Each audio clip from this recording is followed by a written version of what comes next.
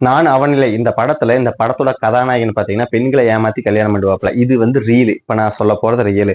தமிழ்நாட்டை சேர்ந்த நான் அவனில்லை கேரக்டர் 4 பேர்த்த கல்யாணம் பண்ணி ஏமாத்திருக்கு இந்த பொண்ணு. இந்த பொண்ணோட பெயர் லட்சுமி. இந்த பொண்ணோட வயசு 29. மயிலாடுதுறையை சேர்ந்த பொண்ணு.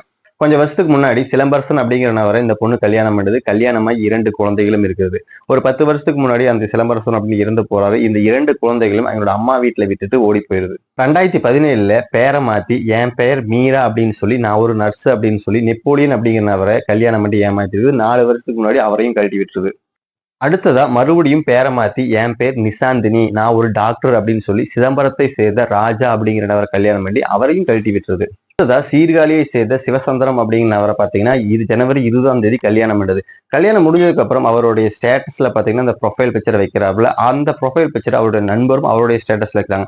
அப்படி வைக்கிறப்போ இந்த பொண்ணுக்கு ஆல்ரெடி கல்யாணமானது எப்படியோ ஒரு விஷயம் அவர் நண்பனுக்கு தெரிய வந்தது.